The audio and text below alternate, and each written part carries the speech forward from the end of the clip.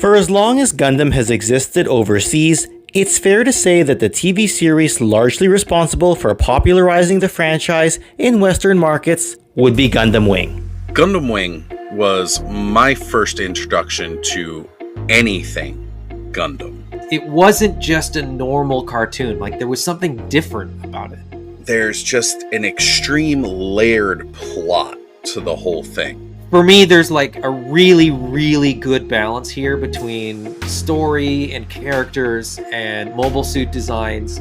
I'd never seen anything like this before, and it was really blowing my mind seeing these different battles with the animation style, the complicated politics of it all. All of the elements work really well together. When looking at Gundam Wing in retrospect, the series gave rise to a lot of characters that would reach iconic status, and the mech designs have aged really well, becoming highly revered in the robot-based science fiction genre. I think what stands out the most for me is probably the Gundam designs and the mobile suit designs. Giant robots fighting one another. This is awesome. You get Gundams on Earth, you get Gundams in space, you even get Gundams underwater. It's a series that is plot-heavy while providing a high level of excitement. It has its big moments as well as some shortcomings, but is ultimately the type of show worth revisiting time and time again. With that, let's have a look at one of the most influential anime series of all time, because this is the history of Mobile Suit Gundam Wing. Let's begin.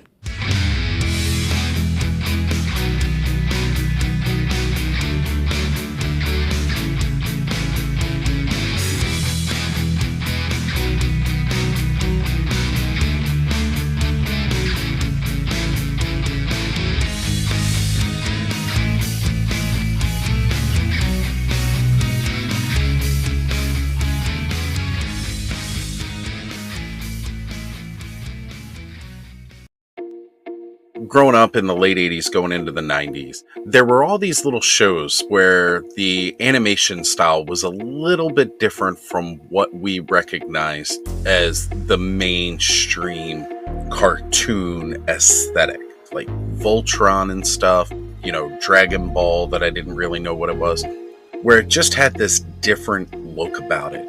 And that this kind of stylized aesthetic was what was known as anime. I had a good friend whose parents were Japanese. They moved here, and he would get VHS tapes of pre-recorded, anime off of Japanese TV, no subtitles or anything.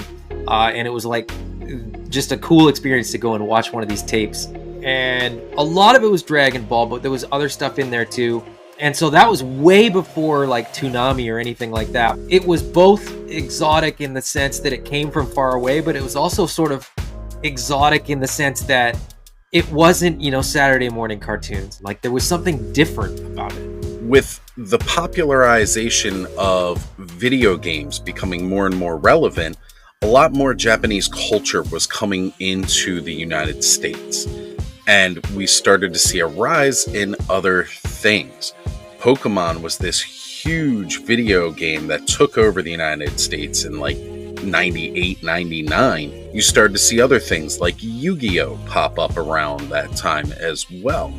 And on a related note as it pertains to our topic at hand, this discussion leads to the transfer of popularity of Gundam from its original core audience in Japan and into Western markets. Gundam plastic model kits, or Gunpla if you prefer, had existed for many years prior, manufactured by Bandai.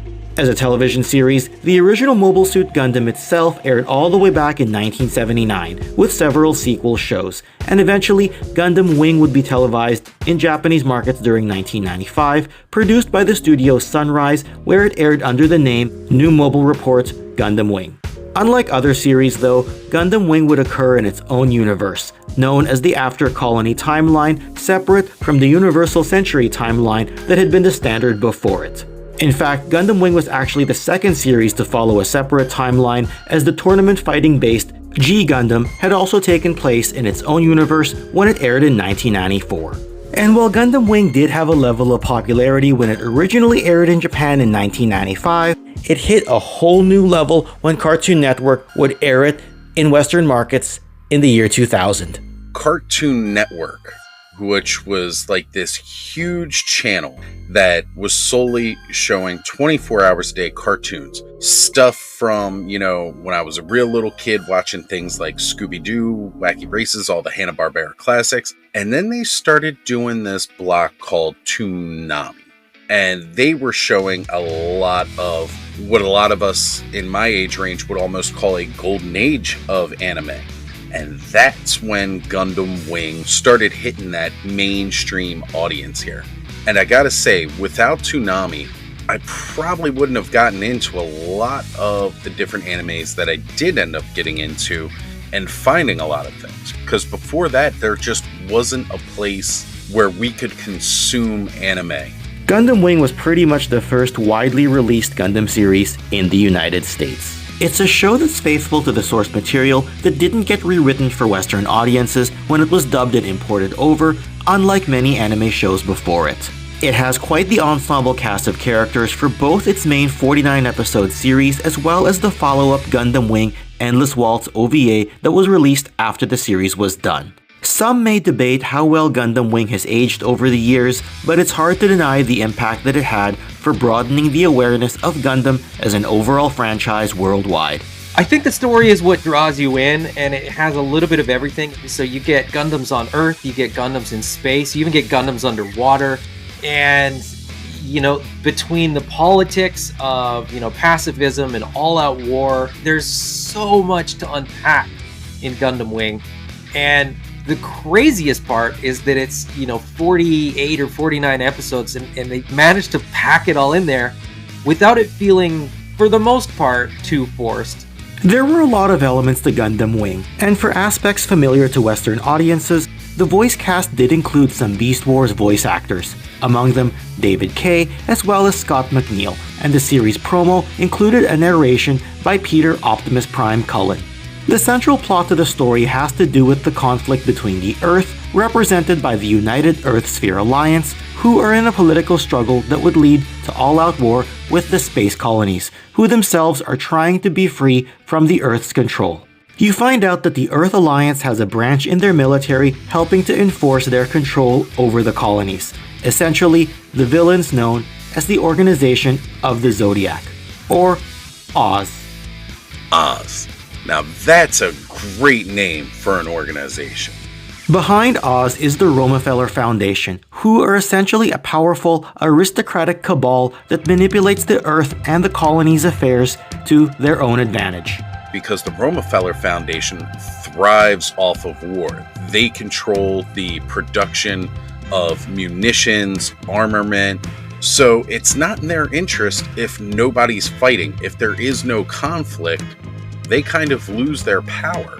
To counter this, a group of scientists from the colonies send the Gundams to Earth in order to take out Oz in a plan known as Operation Meteor. And very much central to the storyline are the 5 specially trained Gundam pilots themselves. You get 5, so it's not just like here's the main character and that's what you get. We got kind of an anti-hero, kind of a dislikable hero in Heero Yuy. He's probably what would be considered the main protagonist of the show. And he himself is very stoic. Heero was very much an ideal soldier, living primarily for his mission. He'd initially piloted the Wing Gundam, which could transform into a flight mode and would do battle with the Oz's Tallgeese mobile suit, the Tallgeese itself being a precursor to the Gundams. Later on, and while it would go through a few different pilots, Heero would famously operate the Wing Zero. Wing Zero was equipped with something called the Zero System, which collects and calculates data during battle, showing the pilot the steps needed to achieve victory. That said, it would often overwhelm and put strain on the pilot both physically and mentally, and is thus special in that regard. It would have its own share of battles with the Gundam Epion towards the end of the main series. You get Duo, who is kind of the yin to Heero's yang. I was a big fan of Duo Maxwell, the pilot of Deathscythe. Duo would call himself the god of death and had a more vibrant personality than some of the other Gundam pilots. That said, the Deathscythe would get damaged very heavily partway through the series, requiring something of an upgrade. Later it comes back, and now it's got this kind of winged cloak that comes around it, making it look more like its apt name of Death with a double beam scythe. Trowa Barton, the pilot of Heavy Arms. In a lot of ways, to me, Heavy Arms was kind of like the Horseman of War. He shows up with this giant Gatling gun. He's got missiles that pop out of his shoulders, out of his chest plates. Trowa is a slow burn. You kind of don't know what to think of Trowa for a while. He's probably the most zen pilot out of all of them. Then you have the pilot of Quatre Rababa Winter, who was the Sandrock pilot. He had like this long sickle Khopesh kind of blade. He would have to get in extremely close quarters to fight with you. I always liked Quatre. I always thought Quatre was like kind of the most interesting of the characters because there's sort of the realist person in his character, I think. He was the most soft-hearted of the Gundam pilots. You know, always believing in hope. And then you get Wufei, who's sort of this aloof, Bushido kind of mindset where like it's all about being a warrior. Chang Wufei had the Shenlong Gundam, which then later completely became the Ultron Gundam, where they added some more elements to it. All of his elements are extremely Chinese, from his Shenlong Gundam all the way down to the way he fights.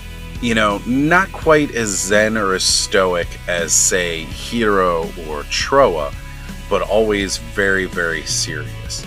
You get all these different personalities and they kind of come together in very different ways, and they all have sort of different relationships amongst them.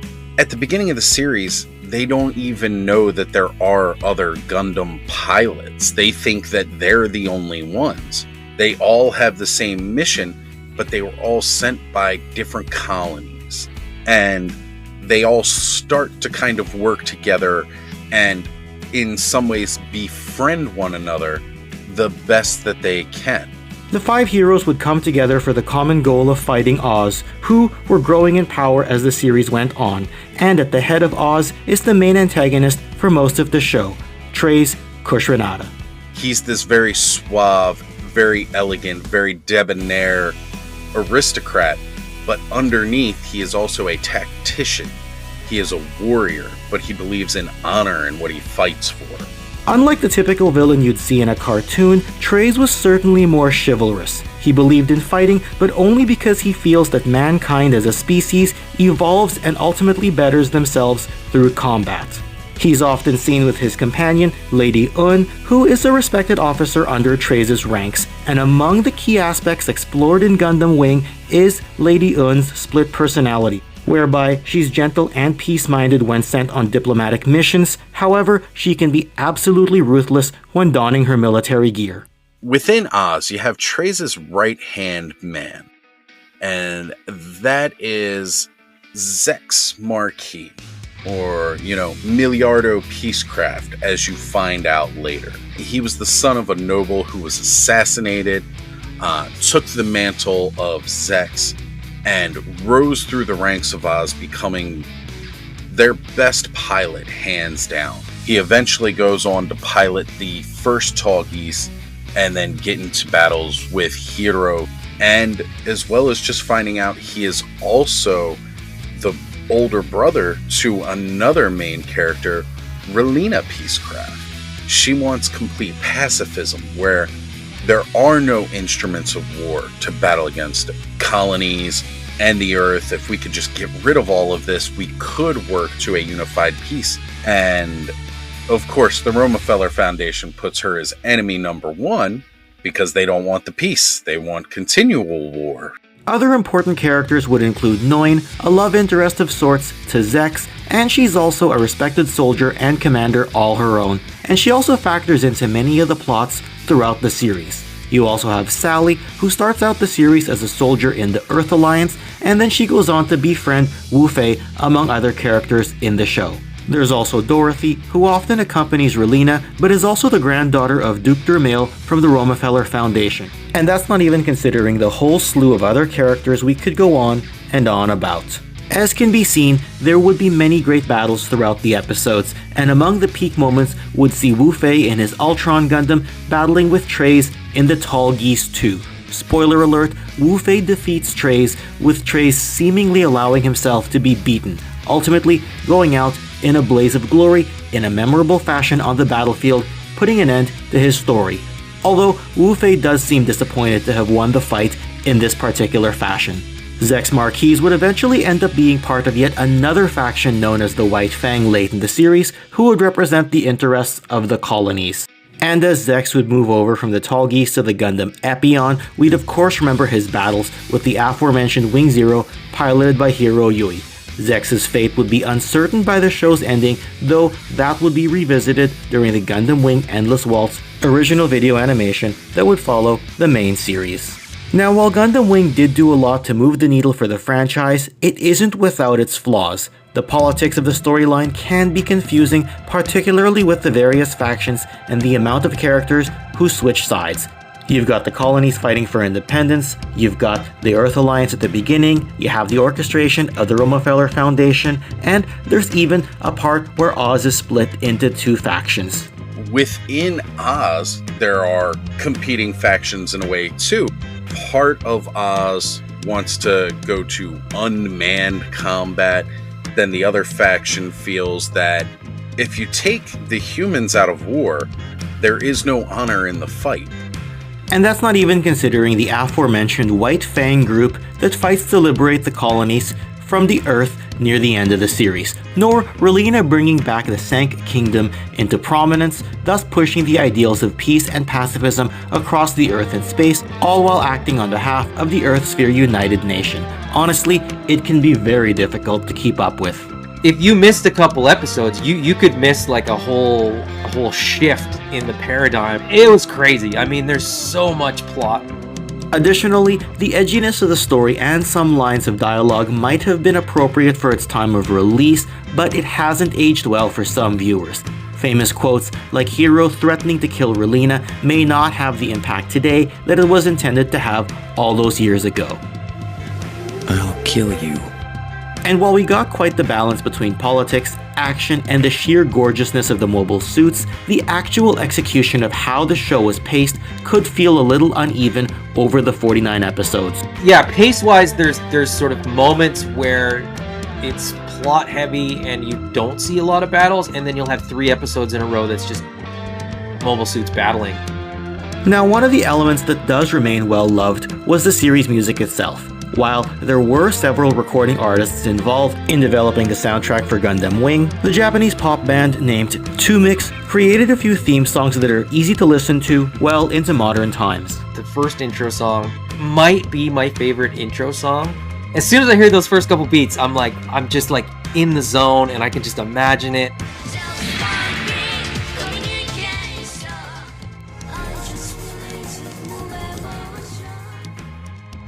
Gundam Wing was done in a very short amount of time, and I was like, I want more of this. And then finding out about Endless Waltz, which was an OVA, which was this very segmented, like mini-series almost, that they then combined into one movie. It had to deal with things after the end of the final battle of Gundam Wing. Endless Waltz for me feels a little bit disconnected from Wing, but not in a bad way. It was even more of what I wanted. You know, the Hajime Katoki redesigns of the Gundams were so good.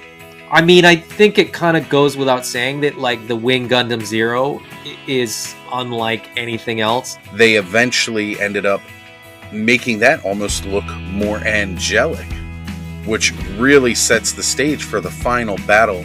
Deathscythe had an even more demonic look to it, and the heavy arms with quadruple the Gatling guns, double Gatling guns on each arm, twice the armaments it's ever had before. So the redesigns were just absolute fire, and although we did not get to see the Epion return, we did get the Tallgeese 3.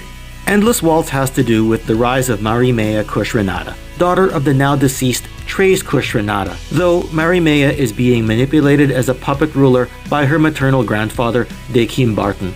And now here's this new militant faction with new mobile suits that they have been building up. Wufei has now flipped. He is now on the enemy side. We see this portion where Relena has to step up and stand up against this new faction where this little girl is trying to overthrow everything that she had put into place. Endless Waltz concludes with our hero standing tall, and for the most part everyone has a happy ending as well as somewhere to go when all is said and done. For example, Trowa returns to the circus and Wufei turns back to the side of good, joining Sally in the Preventor's intelligence agency, thus still making use of some of his skills. The Gundams are destroyed as the peaceful side has finally won and there's no more need for war, thus giving us a fitting end for our main characters.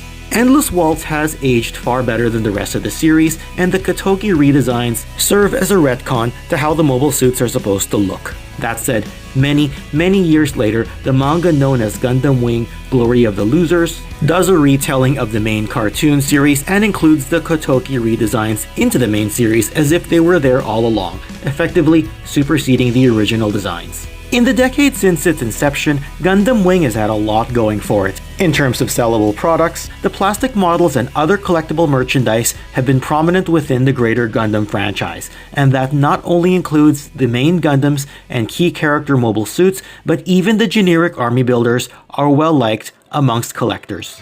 The popularity was such that we'd see a lot of tie-in media, some examples of which include the Episode 0 manga that goes over the events before the series, or the Frozen Teardrop novels that serve as a sequel to the main series and Endless Waltz OVA.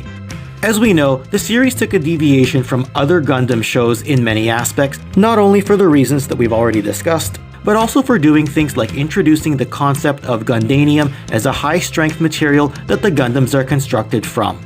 Additionally, Gundam Wing was popular within several demographics, including being well-liked amongst both males and females, whereas prior to this, Gundam was primarily known for being popular just amongst the males.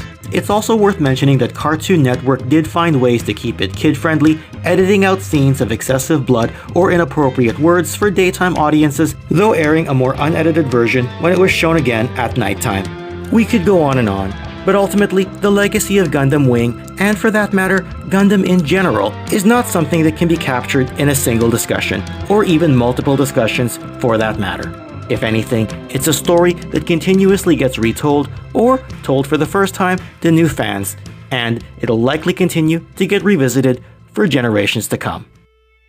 I think the legacy is maybe that these designs are really inspirational and people sort of keep coming back to these. The designs of the mobile suits, these giant robots, were so different from what I was used to seeing. Wing Gundam Zero is right up there with the RX-78 too in terms of the most iconic Gundam suits. They were sleek. There's just something about them, and it drew me in. It's the fact that you get really good designs, really good characters, and a really good plot all working together, and none of them seem to be sort of competing against each other. Watching and seeing Gundam Wing and its animation style and how it was very crisp made me want to go and see the rest of the Gundam series. You get a good mix of all that stuff. But it did just have me wanting more Gundam. And if you happen to like this video, don't go anywhere just yet. I'm gonna put another anime-related history that you can click on right over here, or to choose your own history topic from an existing playlist, you can click on that playlist right over here. Otherwise, thanks for watching, and I'll see you all next time. Take care.